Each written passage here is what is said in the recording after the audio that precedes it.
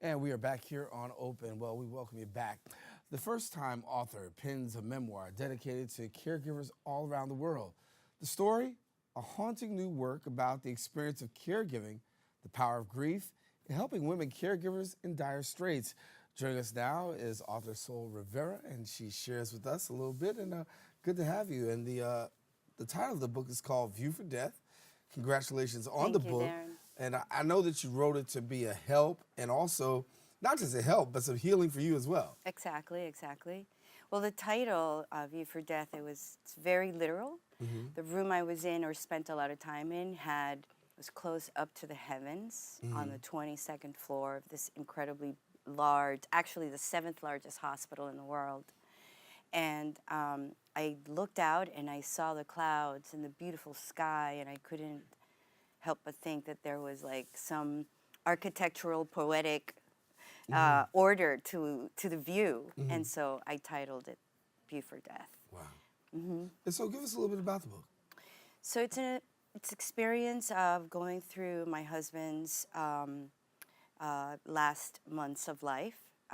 He lost his battle to colon cancer.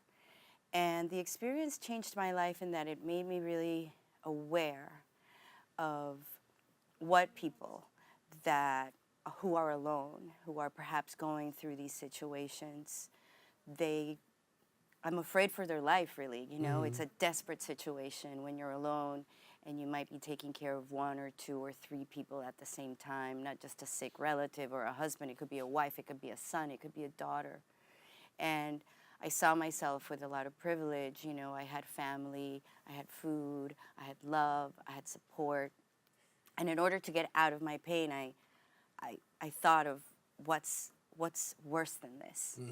And so that's when the idea came to be like, you know, I could do something for women who are alone, who perhaps might need just simple stuff, maybe like a phone bill paid or menstrual kits or diapers for their babies.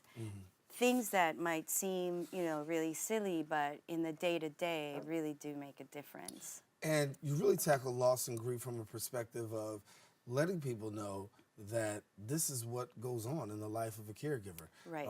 And for you, obviously, a first time, a really hard experience. What was the most challenging part about being that caregiver? That's a really good question.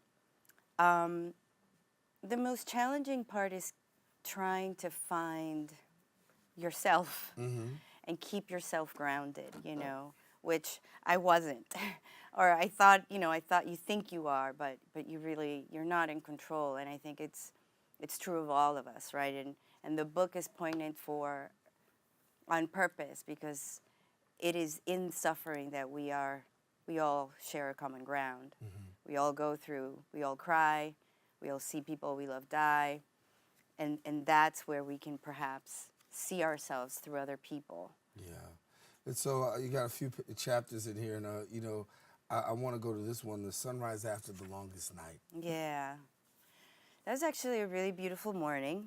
It had been the hardest day of my life, I think. And the next morning, this amazing woman brought me cheese, chocolate, bread, and the gesture, you know, I didn't ask for it. It was a family friend. And it's those little kinds of gestures that really can turn a life around. It certainly did mine. You know, it was like hope. It was like love. It was like solidarity. And in a sense, that's what I want to bring to other women that are alone and going through dire situations, you know. Right. What is the greatest takeaway that you want people to get from your book? That healthcare is a human right. That we all deserve to be treated with dignity. And that small gestures matter. They make a difference. Yeah. And how much I'll get. You know, saying thank you. It's like that alone sometimes makes a difference. It can make all the difference in the world. Yeah. How much in writing this has it helped to heal you? It helped me face grief and it helped me sort of, there's a really great quote attributed to Winston Churchill that it says, when you're going through hell, keep going. Keep going. Yeah. It's sort of like that, you want to face it, not to dwell on it, but really to understand yourself, to gain strength from it. That's what I feel like I got out of it, a bit of resilience, like we have to carry on, and sometimes facing that fear, and the art of writing, luckily the expression hopefully will help other people. Right. So where do people get the book now? They get the book on Amazon, digital, or by visiting the website viewfordeath.com. All right. Well, we want to make sure that people tap into it. Thank you for sharing. It's Thank very you. important. It's very instrumental. I mean, a lot of people are caregivers, and I know for myself. I mean, my sisters watch it. We watch.